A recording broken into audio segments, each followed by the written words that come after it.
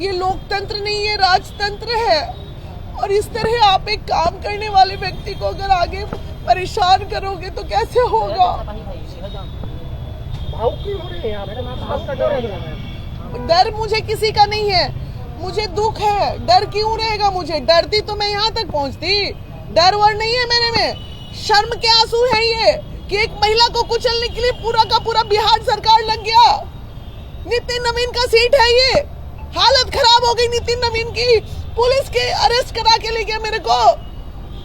ये क्या शर्म नहीं आई? बड़े बड़े क्रिमिनल, बड़े बड़े अपराधी, जिसमें 7 को हत्याकांड चल रहा है, जिसमें रेपिस्ट सब बैठे हुए सत्ता में, और मेरे पे बेलेबल धारा पे अरेस्टिंग हो रही है।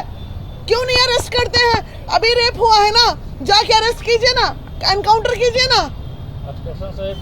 सत्ता में बैठे हैं तो रंगदारी। अब आपको समझ में आया कोई हथियार कैसे उठाता है? समझ में आया?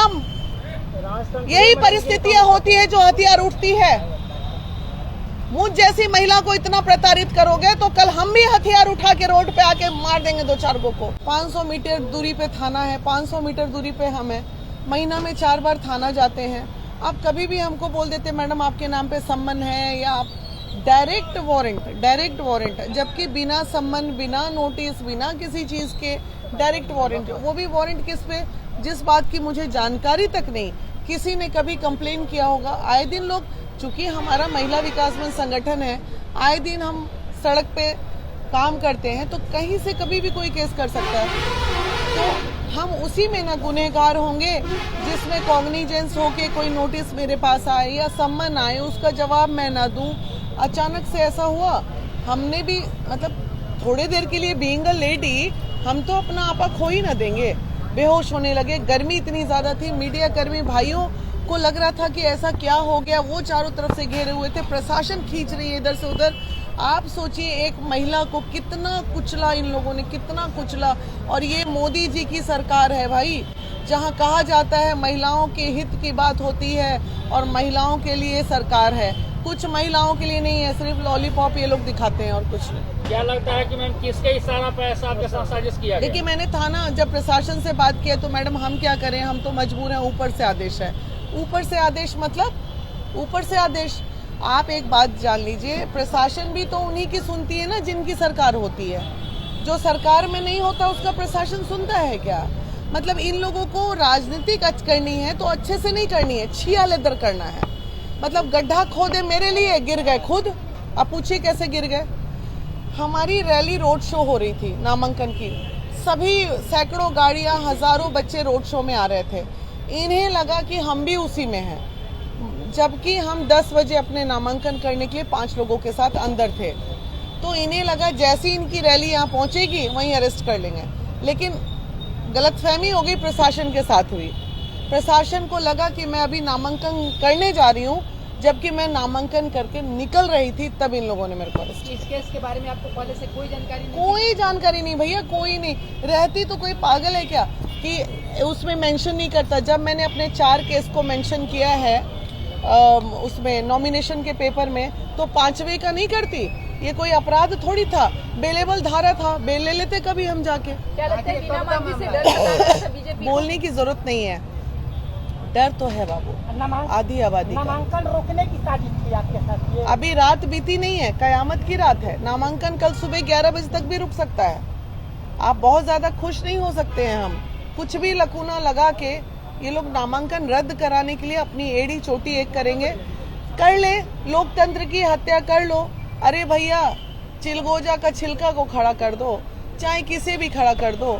सरकार तो तुम्हारे माने 40 साल आपके हाथ में सरकार रहा, पेट नहीं भरा। कितना बड़ा पेट हो गया आप लोग का। किसी नए व्यक्ति को आने दीजिए जो समाज में 14 साल मैंने समाज सेवा किया, और आज जब मैं कुछ करना चाह रही हूँ समाज के लिए और अच्छा, तो आपके गले की हड्डी हो गई मैं। ये क्या अच्छी बात है? आपके पीछे क्यों पड़ी हुई है? इसलिए क्योंकि हम उनके गले की हड्डी बन गए हैं। वजह क्या है? वजह क्या रहा? क्या लगता है कि बेस्ट वोट में सेंधमारी कर रहे हैं बिना मानवी? सही बात है। आज तक कायस्थ बिना वैश्य के वोट के नहीं जीते हैं। अब जो रातों रात इन लोगों ने ऐसा कर दिया, अब इनको लगा कि गलती हो गया। नॉमिनेशन तो इनका हो चुका था, अब ये नॉमिनेशन रद्द। प्लान नंबर 2 पे अब बीजेपी काम करेगी।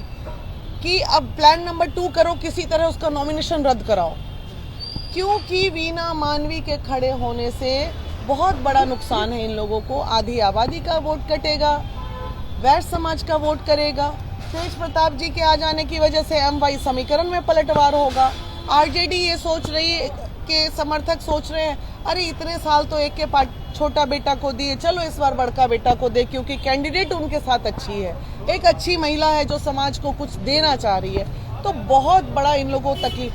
4 कैंडिडेट है ना जी, चारों को सामने खड़ा कर दीजिए और उनसे पूछ लीजिए इस बांकीपुर क्षेत्र के लिए अगर 10 काम भी किसी ने किया होगा चारों कैंडिडेट में, तो जो कहिए सो, चाहे वो प्रशांत किशोर ही क्यों ना हो।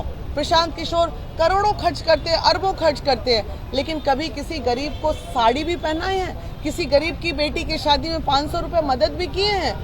आज हम आपके लिए इतने बुरे हो गए कि आप इस तरह की नीचता पे आप लोग उतर गए मेरे लिए। तो क्या बीना मानवी डर गई, डर जाएंगी? क्या बात कर रहे हो, बताइए तो। ये बहनों का ताकत, हम डर जाएंगे। बीना मानवी को खबर ये भी है कि काफी देर तक घुमाया गया, कभी दीघा घाट, कभी इधर कभी उधर। हाँ, मुझे वहाँ से ले जाके PMCH मेडिकल के लिए लोग ले जा रहे थे। PMCH मेडिकल के लिए, जो कि 500 की मीटर दूरी पे PMCH है, वहाँ से ये ले गए पहले गाय घाट में जाम में फंसाए, वहाँ से फिर ऐसे जाम से निकाल के चढ़े मेरीन ड्राइव, फिर मेरीन ड्राइव से उतारे, फिर इनको ये नहीं पता है कि इमरजेंसी वार्ड कहाँ है, फिर PMCH के उस कोना में ले जा रहे हैं, उस कोना में ले जा करते करते ये लोग PMCH मुझे 1.25 घंटे से 2 घंटे बाद पहुंचाए। प्रशासन की मंशा क्या लगी? पूरा कर लो। महिला प्रताड़ित, अरे जब महिला प्रताड़ित हुई है, मैंने कुछ दिन पहले ना झांसी करानी, मतलब हम उन महिलाओं में अब नहीं है बाबू कि तुम कुछ लोगे तो अब एनकाउंटर ही करना पड़ेगा, मेरा दूसरा कोई उपाय नहीं है। अब आपको समझ में आया कोई हथियार कैसे उठाता है? समझ में आया? यही परिस्थितियां होती है जो हथियार उठती है। मुझ जैसी महिला को इतना प्रताड़ित करोगे तो कल हम भी हथियार उठा के रोड पे आके मार देंगे 2-4 को, तब क्या होगा? तब आप लोग एनकाउंटर कर दीजिएगा मेरा। अपनी आत्मरक्षा के लिए अगर मैं कुछ करूं तो गलत है। आपके हाथ में सत्ता है तो इसका मतलब कुछ भी अंधेरगर्दी चल रहा है क्या? जैसे चाहिएगा वैसे कीजिएगा। इस सम्राट जी के आ जाने से तो और व्यवस्था गड़बड़ा गई, कभी उधर एनकाउंटर, कभी उधर एनकाउंटर। अब इतिहास रच दीजिए एक महिला का एनकाउंटर करा के। इनकाउंटर की साजिश थी आपकी? नहीं, ऐसी परिस्थिति में ही होता है ना, गले की हड्डी बनेंगे। मेरा परिवार है, मेरा बच्चा है, मैं अभी ही अपने तुरंत आप लोगों के PC के माध्यम से अपनी सुरक्षा का मैं डिमांड करती हूँ कि मुझे अति शीघ्र सुरक्षा प्रदान किया जाए सरकार द्वारा। और अगर जो सरकार ने सुरक्षा नहीं दी मुझे, तो मैं मान लूं कि ये साजिश है, मेरी हत्या भी हो सकती है। न्यायालय में आपको तेज प्रताप यादव नहीं पहुंचे। तेज प्रताप यादव जी बाहर है, वो अभी लैंड कर गए हैं, थोड़ी ही देर में वो PC भी करेंगे और अभी मैं वहीं जा रही हूँ कार्यालय उनसे मिलने के लिए।